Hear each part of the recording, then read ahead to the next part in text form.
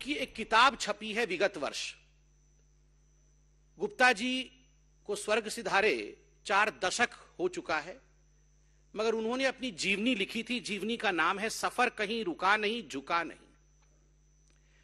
उनके इस जीवनी में जो उन्होंने दशकों पहले लिखा था, 60 के दशक में लिखा था, उनकी मृत्यु भी हो गई है, अब वो जीवनी छपी है। और उस जीवनी में जब नेशनल हेराल्ड के बारे में आप पढ़ेंगे तो अंग्रेजी में एक कहावत है, डेजा वू।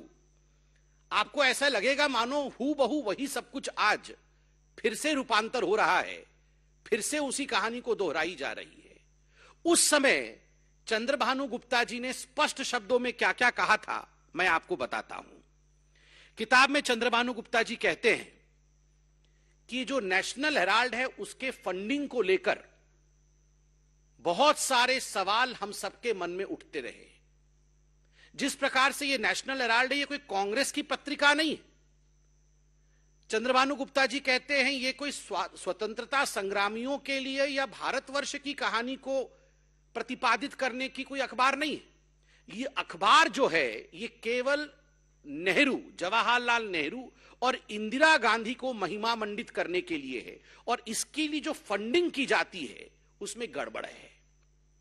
यहां तक चंद्रभानु गुप्ता कहते हैं कांग्रेस के 60 की दशक में कि यदि कोई इन्वेस्टिगेटिव एजेंसी, कोई जांच एजेंसी नेशनल हेराल्ड पे जांच खोल ले और उसके पैसे के विषय को अगर देखना शुरू कर दे तो बहुत बड़ा खुलासा, a big exposé will happen, बहुत बड़ा खुलासा हो जाएगा।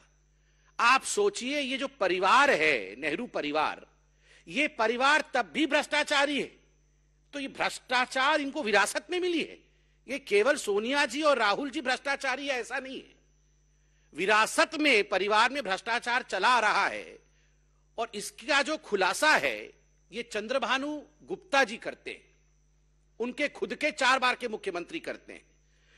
वो आगे कहते हैं, the policy of the National Herald was to promote the Nehru family only. एक ही पॉलिसी थी कि नेहरू फैमिली को प्रमोट किया जाए, और फ्रीडम ऑफ प्रेस के नाम पर जो भी नेहरू गांधी परिवार के खिलाफ कहता था, किस प्रकार से उनके खिलाफ मुहिम छेड़ा जाए, यह नेशनल हेराल्ड का मुख्य उद्देश्य था। उसमें कहते हैं कि उस समय भी, यह बहुत ध्यान देने योग्य विषय है, गलत तरीके से नेशनल हेराल्ड ने कांग्रेस से पैसे लिए। जो पैसे लोगों ने कांग्रेस पार्टी को दिए थे, चंदा में दिए थे, डोनेशन में दिए थे, उस पैसे को नेशनल हेराल्ड में लगाया गया। सोच के देखिए, आज भी 90 करोड़ रुपए का विषय चल रहा है कि किस प्रकार से करोड़ों रुपए कांग्रेस पार्टी से गलत तरीके से, असंवैधानिक तरीके से, इलीगल तरीके से money was siphoned from the Congress party to the National Herald and from National Herald back to the mother and the son duo, the company called as Young India. तो ये जो मनी सर्किटिंग थी वो उस समय भी चल रही थी, और कांग्रेस का पैसा उस समय भी नेशनल हेराल्ड में गया था। सोच के देखिए, भ्रष्टाचार बेरोक टोक, अनस्टॉपेबल। मतलब भ्रष्टाचार और करप्शन तब से चल रहा है, नेहरू जी के समय से। और आगे चंद्रभानु गुप्ता लिखते हैं कि नेहरू जी को इस पूरी कंपनी का डायरेक्टर बनना था, इसलिए किस प्रकार से उन्होंने कई बड़े नेताओं का नाम लिखा है, पुरुषोत्तम दास टंडन, शिव प्रकाश गुप्ता, आचार्य नरेंद्र देव और खुद चंद्रभानु गुप्ता, कि हमें फोर्सफुली अपने जो शेयर्स थे उन्हें बेचने पड़े ताकि नेहरू जी के पास 100 शेयर आ जाएं और वो कैसे भी येन केन प्रकारेण डायरेक्टर बन जाए ताकि कंट्रोल उनके पास चला जाए। और अगर कोई इन्वेस्टिगेटिव एजेंसी नेशनल हेराल्ड को इन्वेस्टिगेट कर लेगी तो बहुत बड़ा खुलासा होने वाला है। ये 60 के दशक में चंद्रभानु जी ने कहा था। और मैं तो कहूंगा गुलाम नबी जी केवल अभी नहीं है, उस समय भी कांग्रेस के अंदर गुलाम नबी जी थे जिन्होंने सच्चाई को सामने रखा, सच्चाई को उजागर किया, और जो कांग्रेस के अंदर की गड़बड़ियां हैं उन विषयों को जनता के बीच रखा। बंधुगण, हम लोगों को कोई बता रहा था अभी, आप में से किसी बंधु ने बताया कि कल शायद भारत तोड़ो आंदोलन शुरू कर रही है कांग्रेस पार्टी। भारत जोड़ो आंदोलन शुरू कर रही है कांग्रेस पार्टी। हाँ, कल भारत जोड़ो कुछ आंदोलन शुरू कर रही है। कांग्रेस पार्टी को इस प्रेस कॉन्फ्रेंस के बाद हमारी हिदायत है, भारत केवल वही जोड़ सकता है जो भ्रष्टाचार छोड़ सकता है। जो भ्रष्टाचार छोड़ नहीं सकता वो भारत जोड़ कैसे सकता है? ये भारत जोड़ो नहीं, ये गांधी परिवार बचाओ आंदोलन इनका आरंभ हो रहा है। मैं चाहता हूं कि आज इस प्रेस कॉन्फ्रेंस के बाद राहुल गांधी इस विषय पर अपनी टिप्पणी करे। आंदोलन से पहले वो इस विषय को बताएं कि वास्तविकता क्या है। दूसरा, मैंने कहा था कि स्वाभिमान का विषय भी महत्वपूर्ण है।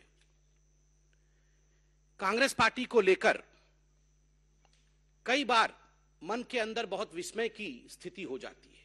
आश्चर्य होता है कि कुछ विषयों पर कांग्रेस पार्टी टिप्पणी कैसे कर सकती है। आप देखिए, कल बहुत बड़ा दिन था।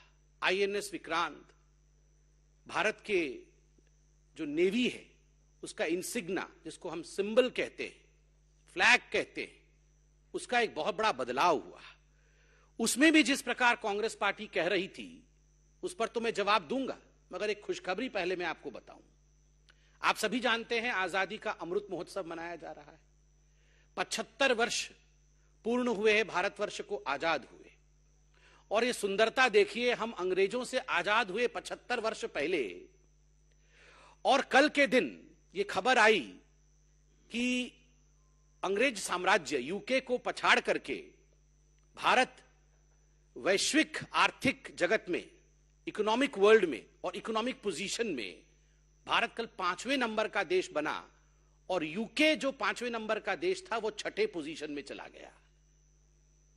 UK has become the 6th biggest economic power, and India has taken over UK to become the 5th largest economic power of the world. और वह भी जब 75 वर्ष पूर्ण हो रहे हैं हमारे स्वतंत्रता के। This is something like a poetic justice. हम जिनके अंतर्गत थे आज हम उनसे बड़े हो गए हैं। हम जिनके अधीन थे आज आर्थिक रूप से उनसे बड़े हो गए हैं, उनसे आगे निकल गए हैं। मोदी है तो मुमकिन है। ये जो रिफॉर्मिस्ट और performance oriented governance Modi ji ने दिया है, उसका नतीजा है कि आज हिंदुस्तान आगे निकला है। मगर कांग्रेस है कि उसका जो कॉलोनियल माइंडसेट है वो अभी तक जा नहीं रही है। आश्चर्य का विषय है, कल नेवी के फ्लैग में चेंज किया गया, बदलाव किया गया। मैं आपको दिखाना चाहूंगा। आप देखिए, 50 से 2001 के बीच यह थी इंडिया के नेवी की फ्लैग, जिसमें आप एक क्रॉस देख सकते हैं। ये क्रॉस जो है सेंट जॉर्ज का क्रॉस है, उनकी निशानी है जो ब्रिटिशर्स ने लगाया था। जब 2001 और 2004 के बीच में वाजपेयी जी की सरकार रही, तो आदरणीय वाजपेयी जी की सरकार ने ब्रिटिश के इस निशानी को मिटाया था, हटा दिया था। उसके बाद पुनः सोनिया जी के आग्रह करने पर कि इस निशानी को, सेंट जॉर्ज की निशानी को, अंग्रेजों के इस निशानी को पुनः स्थापित की जाए, उसे मिटाई ना जाए, तो अंग्रेजों के उस निशानी को पुनः स्थापित किया गया। और आज हम गर्व के साथ कह सकते हैं कि मोदी है तो मुमकिन है। आज मोदी जी ने दोबारा जो कॉलोनियल इंसिग्ना था, जो एक ब्रिटिशर्स की निशानी थी हमारे फ्लैग में, उसे निकाला है। और सबसे बड़ा विषय है छत्रपति शिवाजी महाराज और मराठा, जिन्होंने हिंदुस्तान को एक सशक्त नौसेना दिया था, उनके सील को स्थापित किया है, कहीं ना कहीं भारत के स्वाभिमान को स्थापित किया है।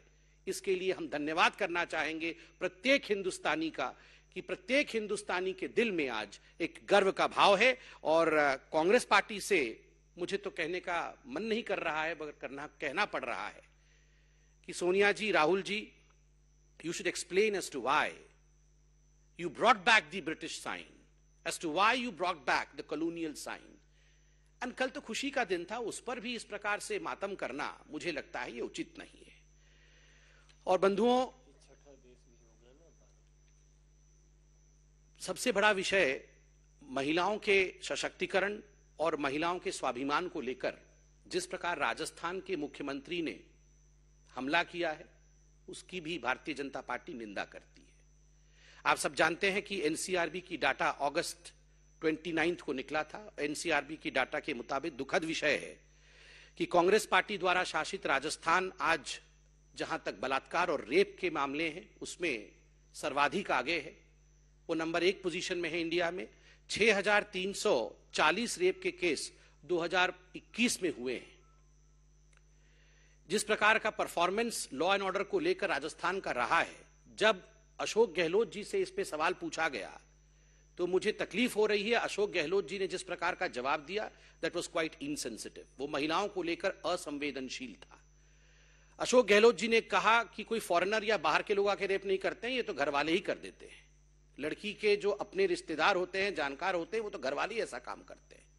और 56% केस ऐसे हैं जो लड़कियां झूठ बोलती हैं, उनके रेप नहीं होते हैं, वो आके झूठे केस दर्ज करती हैं। और ऐसी लड़कियों के ऊपर कार्यवाही करूंगा मैं। विक्टिम्स जो हैं, जिनके साथ अन्याय हुआ, उनके साथ खड़े होने के बदले, उनके मनोबल को बढ़ाने के बदले अगर एक मुख्यमंत्री इस प्रकार का बयान देगा कि 56% लड़कियां झूठी है और उनको मैं दंडित करूंगा, तो क्या महिलाएं जाकर पुलिस स्टेशन में रिपोर्ट दर्ज करा पाएंगी? क्या महिलाएं सशक्त महसूस करेगी राजस्थान में? क्या महिलाएं निडर होकर, निर्भीक होकर अपने विषय को कानून के सामने प्रतिपादित कर पाएंगी? कदाचित नहीं।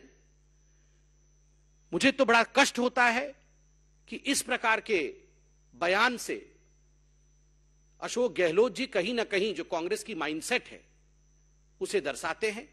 और मैं निवेदन करूंगा आप सभी पत्रकारों से भी कि इस विषय को लेकर अशोक गहलोत जी से क्लैरिफिकेशन जरूर मांगा जाए, उनसे माफी जरूर मांगी जाए। बहुत बहुत धन्यवाद। कोई प्रश्न हो तो आप बताइए।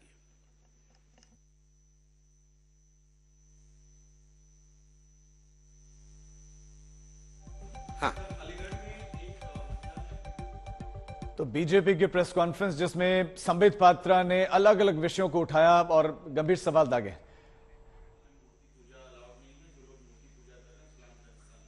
ये विषय मुझे अभी पता नहीं है, देखना पड़ेगा।